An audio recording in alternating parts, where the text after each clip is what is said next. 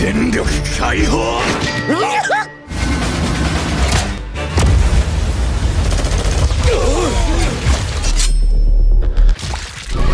何か知ってます？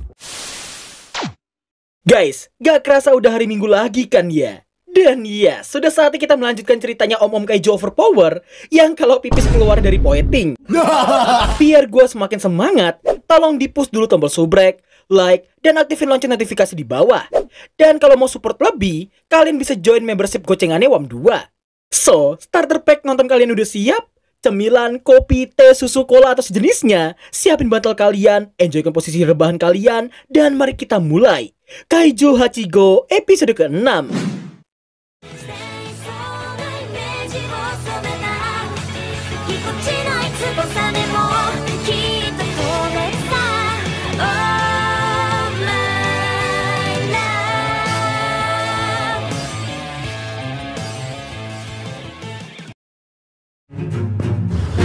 Okonogi, Genjou Hokoku.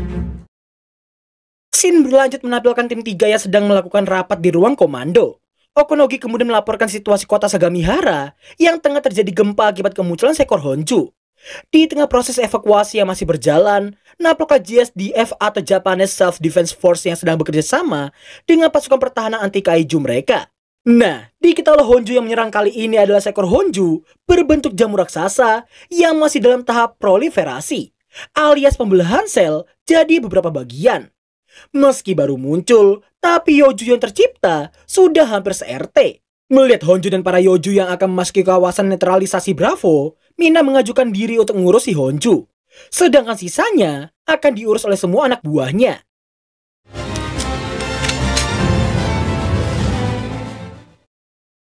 Setelahnya, nampaknya wakil Hoshina yang akan menjaga pasukan newbie-nya si Kafka. Di lain sisi, Kikoru terlihat memandangi Kafka yang sejatinya adalah sesosok kaiju nomor 8 yang sangat ditakuti oleh semua orang. Nah, sesaat setelah si Kikoru yang berkata dalam hati agar si Kafka ini tidak mengecewakannya, namun secara tiba-tiba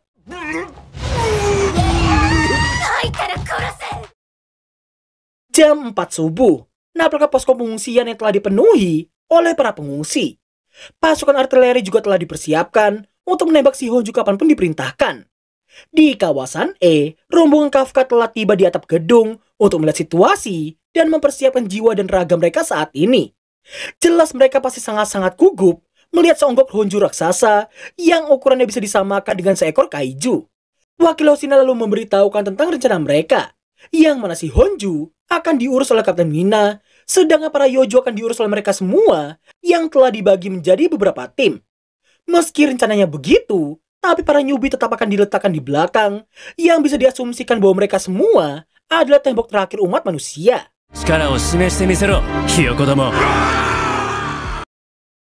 Setelah para JSDF telah mempersiapkan tembakan pendukung, Okonogi melaporkan Kapten Mina yang akan tiba di TKP dalam 8 menit. Di lain sisi, Kafka terlihat dihubungi Ichikiwir yang mengetahui perasaan senpainya saat ini. Kafka yang teringat dengan ucapan wakil Hoshina pun merasa tak boleh sampai gagal di misi pertamanya. Di luar rasa cemas, takut, dan rasa gugupnya, Kafka juga merasa sangat bersemangat saat ini. Gak lama kemudian, Okonogi melaporkan para Yoju yang telah masuk ke kawasan Eko mereka. Setelah mereka bersiap, seketika itu pula mereka semua langsung turun dari sana dengan cara melompati gedung tersebut. Namun enggak untuk om-om yang satu ini.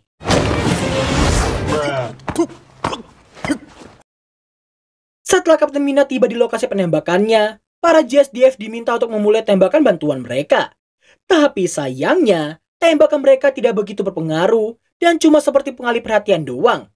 Di lain sisi, meski Kafka mencoba berkata dan berlaku sok keren, namun dia lupa bahwa job desk-nya itu udah seperti badutnya tim 3.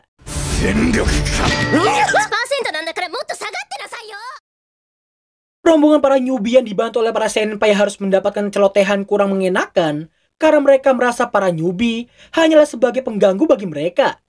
Tersinggung dengan ucapan mereka barusan, di sini para sepuh harus dibuat sangat malu begitu si Kikoru yang beraksi di sana. Dan iya, mau gak mau para sepuh harus mengakui kehebatan yang dimiliki oleh sosok Shinomiya Kikoru. Namun meski udah beraksi keren kayak tadi, tapi begitu Kafka memujinya, seketika itu pula Kikoru memasuki mode sunderenya, tapi tidak dengan sistem switch-nya. 急激な心拍数の Singkat waktu, di tengah pasukan pertahanan yang masih hunting para Yoju, nampak Furuhashi yang dibuat sangat-sangat terkejut karena di saat dia yang harus disupport hanya untuk menghabisi beberapa Yoju, si Ichikiwiri ini bisa menanganinya seorang diri, bermodalkan pergantian sifat peluru dari peledak menjadi ke pembeku. Furuhashi yang melihat ekspresi wajah Ichikiwiri barusan pun cuma bisa terkejut tak berkata apapun. 炸裂から凍結に変えてみたんですけど先輩が変身しなくて済むように Sementara itu, terlihat para sepuh di tiap tim lainnya yang harus dibuat sangat insecure melihat aksi para newbie di tahun ini. Gak cuma cepat dan kuat, bahkan kerjasama mereka yang diselingi rivalitas juga gak bisa diremehkan sama sekali. Berbeda halnya dengan para sepuh yang masih sangat insecure, ketua tim Nakanoshima Tae ini justru lebih berfokus ke wajah Kaguragi dan juga Haruichi. 確かに豊作だわ。顔の話 Okonogi kemudian melaporkan kawasan Juliet yang sudah bersih dari para Yoju.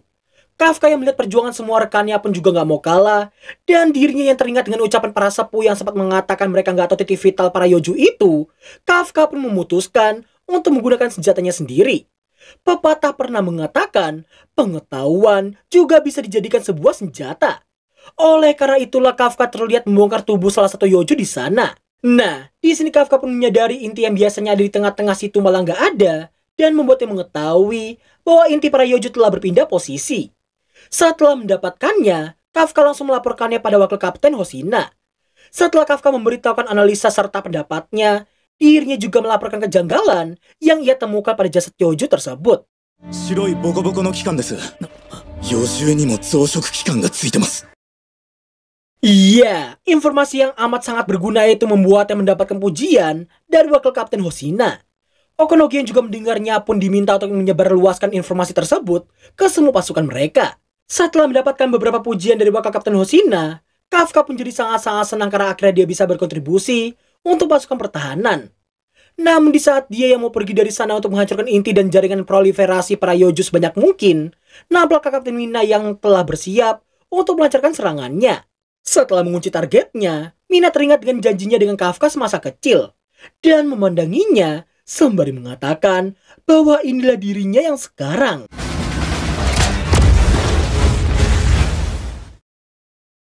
Meski Okonogi telah melaporkan si Honjo yang telah tumbang, akan tetapi Mina masih terus melanjutkannya sampai ke tembakan ketiga.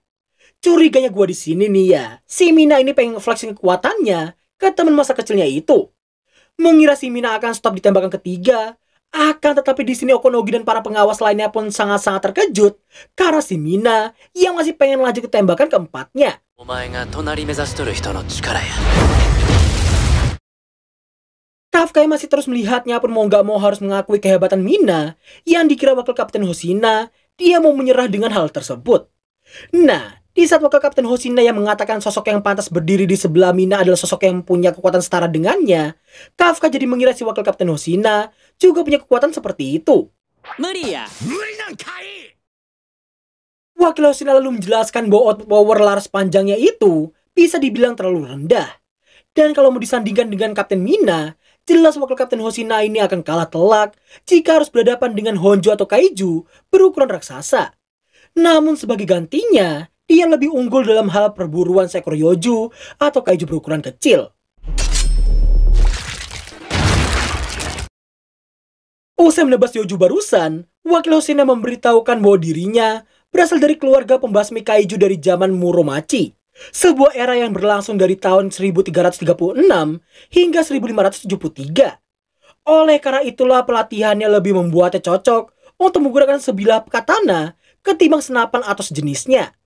Selesainya Mina menghabisi Honjo tadi, wakil Hoshina meminta Kafka untuk bersiap karena dengan tumbangnya sang induk utama, semua Yoju yang tertahan di jaringan proliferasi akan pecah dan membanjiri area di sekitarnya. Setelah wakil kapten Hoshina meminta pada semua pasukannya untuk bersemangat, nampaknya Haruichi dan para newbie yang sudah agak lelah dan hal itu menjadi bahan ledekannya para sepuh yang gak tahu diri ini. Meski sudah sangat lelah, namun karena si ketua Nakanoshima yang merangkul dan memancing mereka berdua, seketika itu pula mereka memutuskan untuk tetap bertahan menghadapi gempuran. Disinilah ujian yang harus dihadapi oleh para newbie di sana. Apakah mereka akan suren setelah mencapai batas 20 atau 30%? Ataukah mereka akan menembus batasan tersebut dan berkembang ke level kapten? Menurut Hoshina, dari semua newbie yang tetap berjuang, hanya Kikoru lah yang memiliki potensi tertinggi untuk mencapai hal tersebut. 市川レノに日差しを感じてる Setelah Furuhashi bergabung lagi dengan Ichikiwir, nampaknya mereka berdua yang mau kembali ke garis depan. Namun di tengah perjalanan, keduanya mendapati seorang pembersih jasad kaiju yang sedang diam memandangi salah satu yoju di sana. Dan ya, gak perlu gue jelasin lagi, kalian pasti udah pada tahu sosok pembersih jasad kaiju yang satu ini. 怪獣に詳しい人がいるのか何か知ってます Dan berakhirlah alur cerita anime Kaiju Hachigo episode ke-6. Waktunya kita mulai sesi balas komentar. Wah, udah lama banget ya ini sesi gak gue adain.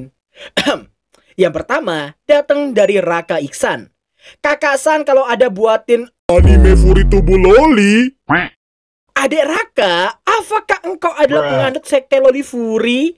Tobatlah kawan, tobat. Marilah kita ke jalan milet Furi bersamaku. Komentar berikutnya datang dari orang-orang yang komen Kenka Dokugaku kapan? Anime YouTuber gelut ini bakal gue lanjutin setelah Remonster sama Mono Oregadore Elf kekejar guys. Remonster di hari Selasa atau Rabu besok, sedangkan Mono Oregadore Elf antara 30 Mei atau enggak kalau misalnya telat-telatnya 4 Junian. Jadi si Kenka Dokugaku bakal gua mulai lagi di atas tanggal 4 Juni. Maybe di sekitaran tanggal pertengahan mungkin ya, pertengahan Juni ya. Next dari Hairi Hawa Saharudin. Pilih ODGJ atau ketawa jahat? Gua pilih ketawa villain sih ya.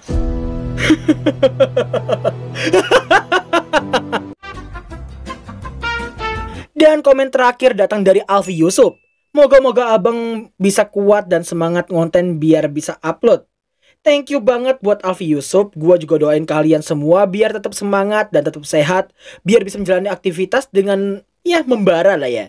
So, mungkin sekian dulu video kita kali ini. Kalau ada salah kata, mohon diambil positifnya aja. Oh ya, sedikit spoiler. Episode ke-7 bakal jadi episode terfavorit kedua bagi gua ya. Jadi mari kita sabar menunggu di minggu depan. Bye-bye. tut tut tut tut